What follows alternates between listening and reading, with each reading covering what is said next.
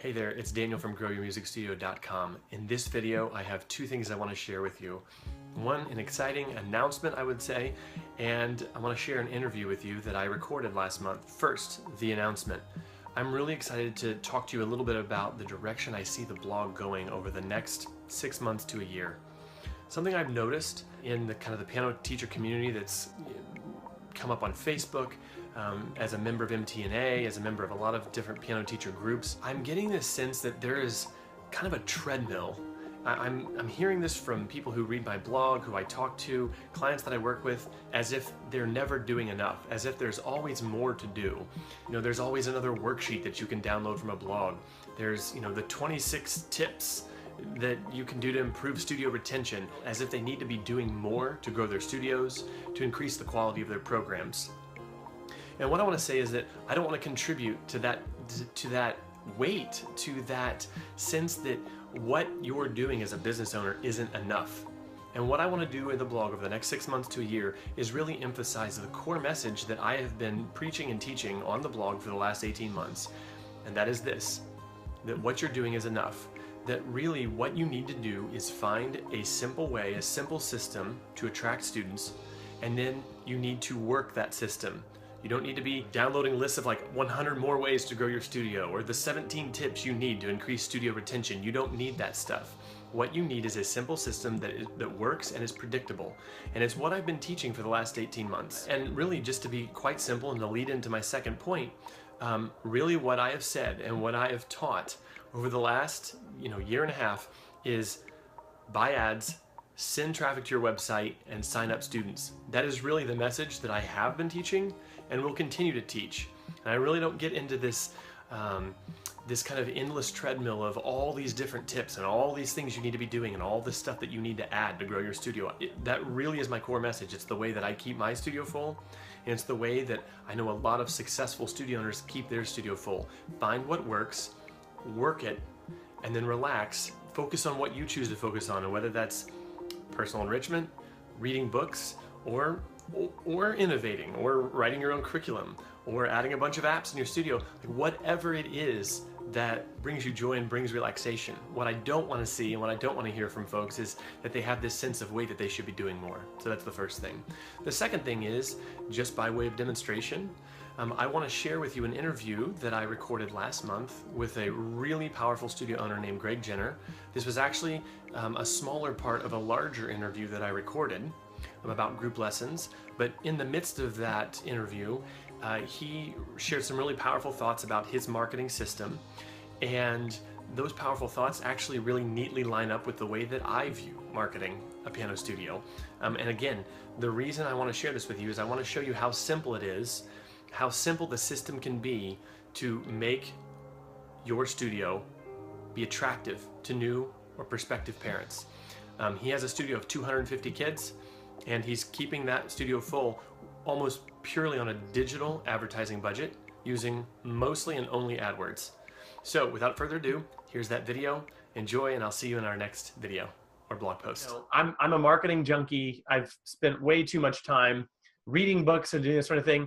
I know from my relationship with you that you aren't necessarily that obsessed. You have your different obsessions, like writing a curriculum for 3 years. Right. But your studio is well over twice my size. I'm just curious what you have found as a studio owner. So kind of moving a little bit on from the group lessons to a studio owner or a studio that needs to fill a lot of spots because the group lessons create so much room in your schedule.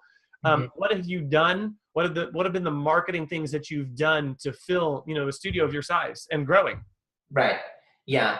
Well, sure. I do love the game of business. I do. I love the idea of being a small business owner, and I don't treat it like a life and death thing. I don't stress over numbers. I treat it like a game. It's a game I work hard to win. But at the end of the day, I tell my wife this, and she's not like, but it's like, hey, if I ever go bankrupt, we just move in with my dad.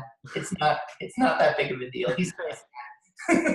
And I know for a fact, Greg's dad lives literally one street over from him. When I went to MTNA Baltimore this year, I stayed at his dad's house for a couple nights. It's nice. It's nice. So there's extra rooms, but so I have that safety net. I guess that helps me relax, maybe. But I would say, as far as marketing, disconnect yourself emotionally from the money and just look at it like a game you want to win. I would say three specific things. Number one, word of mouth is always going to be your best marketing tool. Okay, so vigilantly guard the reputation of your studio. If you say yes to a pool of students that rob you of your joy, they go out into the community and they don't really care, they don't practice, that is your reputation. They are a reflection, your students are a reflection of you. Be careful with your reputation. Vigilantly guard it. Make decisions that will help your name and not undermine your good name. I'd say that's number one. At the end of the day, I believe that a good service will survive with bad marketing, but bad service will die even with good marketing. Absolutely. Okay, so I would say guard your reputation, and work hard, invest in yourself, say yes wisely and say no wisely. That's number one. Number two, right down the middle of the road of marketing, I love Google AdWords. That is it's like a dial. You can just turn it up when you want a little more students, you want a little more web presence. You can turn it down if you start to fill up. I like digital marketing a lot more than print marketing. Print is getting, like comparing the two, dollar for dollar, I can't get returns on print that I get in digital. I actually no longer do any print advertising. It's all digital. If I have an extra $100, I just put it into digital because I know I'm going to get 5 students from that, and I might get 1 student from print ads. It's going to sound like that I coached you to say that, because that has been what I've been preaching on my blog for over a year now. Okay. Well, it's true. It's true for me. I have to agree then. The other thing that I'm really starting to love more and more is just Facebook ads. I still don't do it enough.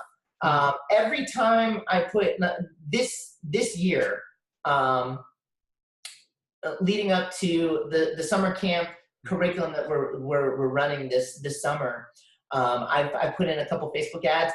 Every time I run one, I get at least 1 or 2 signups. And the Facebook ad that I run is $75. Our summer camp registration is $167. So it's like it's like when we were young. I think we both played Sims 2.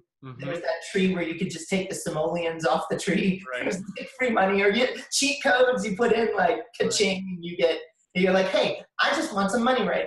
I want some extra money. Let me put in the cheat code, and you get the money. I feel like Facebook ads are like a cheat code in business right now. That's cool. It works that good.